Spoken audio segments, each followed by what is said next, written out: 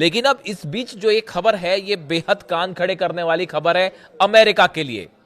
ये जो Nanchang 101 ship है डिस्ट्रॉयर चाइना का, देखिए ये 13,000 टन से ज्यादा का वजन इस शिप का है। यानी देखिए बेहद भारी भरकम शिप है ये। और ये सबसे ज्यादा बताया जाता है कि डेडली जो है वो युद्धपोतों में से, डिस्ट्रॉयर्स में से एक है। और 112 वर्टिकल लॉन्च सेल से लेस है। देखिए इसमें 112 वर्टिकल लॉन्च सेल्स हैं। मैं आपको आसान भाषा में समझाऊं कि ये वर्टिकल लॉन्च सेल्स क्या होते हैं। किसी भी जहाज में जो डिस्ट्रॉयर्स होते हैं उसमें जो मिसाइल्स फायर होती है, देखिए जहाज में से वर्टिकल मिसाइल्स निकलती हैं जो कि सीधा शिप से लॉन्च होती है। उसको लॉन्च करने के लिए जो पाइप के आकार का पोर्शन होता है जिससे मिसाइल निकलती है, इसे ये कहलाए जाते हैं वर्टिकल लॉन्च सेल्स। यानी कि इनके अंदर मिसाइल्स होती है और आपने जैसी बटन दबाया तो मिसाइल उस पाइप जैसी चीज होती है उसके अंदर से निकल जाएंगे। ये कहलाते हैं vertical launch cells. 112 vertical launch cells हैं इसमें। यानी आप देखिए ये अच्छा खासा एक भारी भरकम डिस्ट्रॉयर है। इसमें लंबी दूरी की मिसाइल्स हैं जो समुद्र में वार कर सकती हैं, हवा में हमले कर सकती है, और इसके अलावा अलग अलग कॉन्टिनेंट है उस पर भी, यानी जमीन पर भी हमले कर सकती है। अब देखिए ये सब मैं क्यों बता रहा हूं, ये इसलिए अहम है क्योंकि कई सारे जो नेवी से जुड़े एक्सपर्ट्स हैं, वाटर जो वॉर्स होते हैं इनसे जुड़े जो एक्सपर्ट्स हैं, मैरीटाइम एक्सपर्ट्स हैं, उनका कहना ऐसा है कि क्या चाइना ने इशारों इशारों में अमेरिका को यह संदेश दे दिया है कि अगर अब्राहम लिंकन से किसी भी तरह का हमला होता है ईरान पर तो पीछे से चाइना मदद के लिए खड़ा है, और अगर आपके डिस्ट्रॉयर्स हैं तो हमारे भी डिस्ट्रॉयर्स वहां पे तैनात हैं। इसका संदेश ये माना जा रहा है। देखिए ये जो जहाज है ये अरब सागर में अक्सर प्रैक्टिस करता है और हिंद महासागर में भी होता है, इस तरह से इसका वो होता है। लेकिन इस समय फिलहाल जो हालात हैं इसमें ओमान की खाड़ी में जो इलाका ओमान की खाड़ी का है ये बेहद अहम हो गया है। पहले जो अब्राहम लिंकन है वो ओमान की खाड़ी में ही था, फारस की तरफ आगे बढ़ रहा था, लेकिन उसके बाद जिस तरह से मिसाइल परीक्षण हुए एक के बाद एक फारस की खाड़ी में, इसकी वजह से अब्राहम लिंकन को पीछे आना पड़ा, अरब सागर में आना पड़ा। अब ये भी अरब सागर में है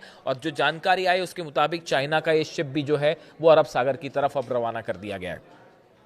देखिए इसमें जो है YJ-21 हाइपरसोनिक एंटीशिप मिसाइल्स हैं इसमें, जो कि अगर फायर की जाए तो किसी भी जहाज को वो डुबो सकती हैं। तो इस लिहाज से ये एक बड़ा कदम माना जा रहा है। पिछली जो सीरीज है उसमें हमने देखा कि सैटेलाइट से चाइना मदद कर रहा है। एक एक जानकारी मैं आपको बता चुका हूं, कौन से अमेरिका के बेस पे कितने प्लेन्स हैं, कहां कहां वॉरशिप्स तैनात हैं, सब कुछ जानकारी चाइना दे रहा है। यहां तक कि जो बताया गया कि शाहिद ड्रोन जो कि अब्राहम लिंकन के करीब पहुंच गया था, देखिए उसको, उस ड्रोन को ओमान की खाड़ी में या अरब सागर में इतने करीब पहुंचना अब्राहम लिंकन के, ये बिना सैटेलाइट की मदद के संभव नहीं है। और ये बताया जा रहा है कि चीन ने बड़ी मदद करी ईरान की, और उसी के जरिए ये शाहिद ड्रोन जो है वो अब्राहम लिंकन के बेहद करीब पहुंच गया था, और जिसकी वजह से फिर उसको गिराना पड़ गया।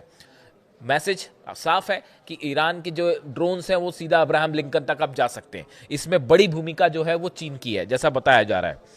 अब देखिए आखिर चीन ने ये इतना बड़ा स्टेप ईरान के लिए क्यों लिया है, ये समझना बेहद जरूरी है। देखिए वेनेजुएला से जो ऑयल सप्लाई हो रहा था चाइना को, चाइना का बड़ा ऑयल का मार्केट था जो कि वेनेजुएला से जा रहा था, अमेरिका ने उसे रोक दिया। अब अमेरिका ने उसे तो रोक ही दिया, अब अमेरिका यह भी चाहता है कि चाइना ईरान से कोई तेल ना खरीदे। अब यह भी चल रहा है खेल कि जो है आप ईरान से भी तेल ना खरीदो। चीन ने साफ मना कर दिया कि साहब हम किसी सूरत में ईरान से तेल खरीदना बंद नहीं करेंगे, और चाहे अब इसके लिए जंग करनी पड़ जाए। ये मैसेज बड़ा साफ है। देखिए हाल ही में डोनाल्ड ट्रंप की आपने देखा होगा, खबर पड़ी होगी कि डोनाल्ड ट्रंप की शी जिनपिंग से फोन पर बात होती है। फोन पर बात हुई, फोन पर बात होने के बाद डोनाल्ड ट्रंप ने अपने बयान जारी किए। उनका जो सोशल मीडिया हैंडल है उस पर उन्होंने बयान जारी किया, और उसमें उन्होंने कई सारी बातें कही कि चीन के साथ जो है कई मुद्दों पर बात हुई। इसमें ईरान का भी जिक्र था कि हमने ईरान को लेकर डिटेल में बात की है, और ऐसे कई मुद्दे हैं जिनको लेकर बात हुई कि उन्होंने बड़ी लंबी लिस्ट गिनाई। लेकिन उसके बाद चीन की तरफ से, जो चीन का मुखपत्र है ऑफिशियल, उसमें जो बयान आया या चीन की तरफ से ये कहा गया कि अमेरिका के साथ या डोनाल्ड ट्रंप के साथ इन मुद्दों पर बहुत ज्यादा विस्तार से बात नहीं हुई है, और ना ही जो उन्होंने लिस्ट गिनाई इसमें कई मुद्दे ऐसे हैं जिन पर चीन ने कहा कि कोई बात नहीं। यानी एक प्रकार से ट्रंप के जो दावे थे उनका बड़ा खंडन किया चाइना ने अपने बयान में। अब देखिए, सवाल यह है कि आखिर फारस की खाड़ी और ईरान, ये दोनों चीन के लिए इतने इंपॉर्टेंट क्यों हैं?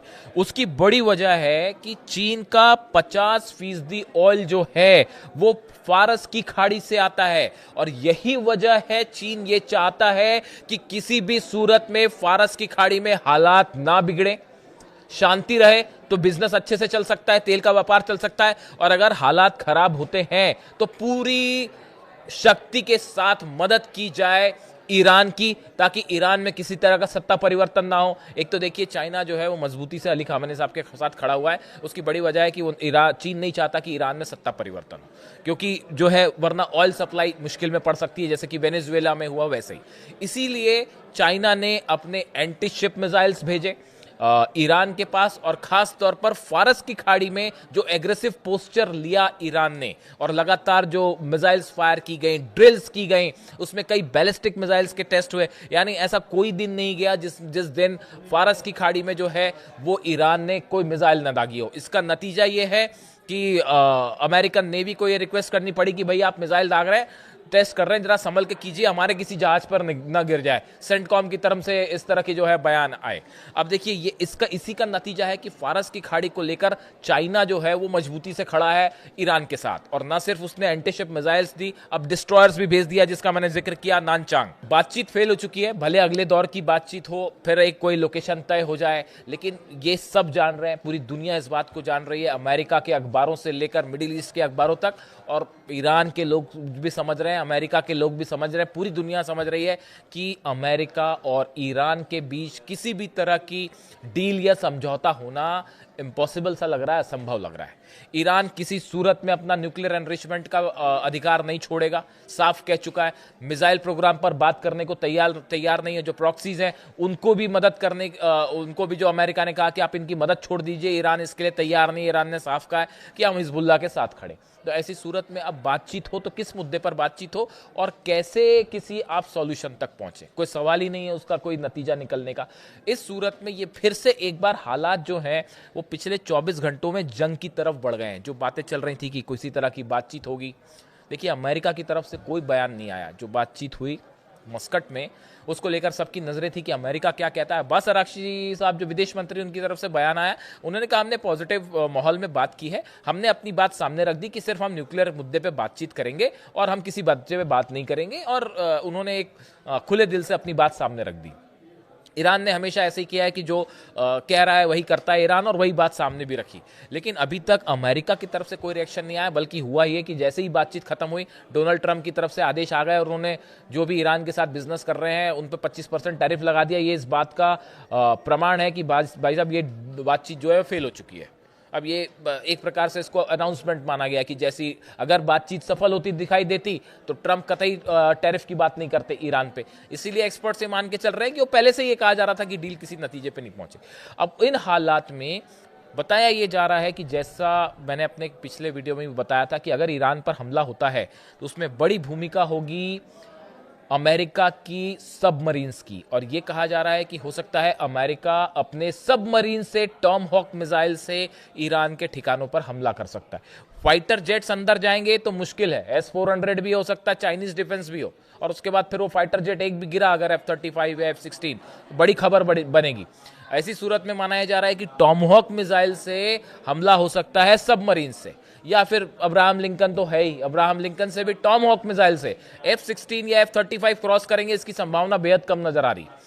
तो अब मिसाइल से हमला होता है, इस सूरत में समंदर में बड़ी जंग हो सकती है। और यही वजह है जो चीन ने जो एंटी शिप मिसाइल्स भेजे कार्गो जेट से, चाइना ने अपना जो है नानचांग भेज दिया है 101 मदद के लिए। कई और चीन के डिस्ट्रॉयर्स जो प्रैक्टिस करने साउथ अफ्रीका गए थे वो अभी वापस ही नहीं पहुंचे हैं, वो रास्ते में मंडरा रहे हैं। ये भी देखिए, रूस और चीन दोनों की ईरान के साथ बड़ी जो एक्सरसाइज हुई साउथ अफ्रीका में, उसके बाद जो डिस्ट्रॉयर्स वहां गए थे प्रैक्टिस के लिए, वो अभी वापस नहीं पहुंचे हैं, वो रास्ते में ही हैं। उनको चाइना और रशिया दोनों ने रास्ते में रखा है कि भाई ज़रूरत पड़ जाए तो जो है वो अगर जंग हो जाती है तो इस बार मदद की जाए ईरान की, ये फैसला हो चुका है। इस सूरत में चीन और रूस दोनों मजबूती के साथ खड़े हैं और इसीलिए कहा जा रहा है कि इस बार जंग हुई तो ये जंग जो है पूरे मिडिल ईस्ट से एक बड़े युद्ध की शुरुआत होगी। अब इससे जुड़ा जो भी अपडेट होगा मैं आप तक पहुंचाऊंगा। वीडियो कैसा लगा कमेंट करके बताइए। Thank you so much.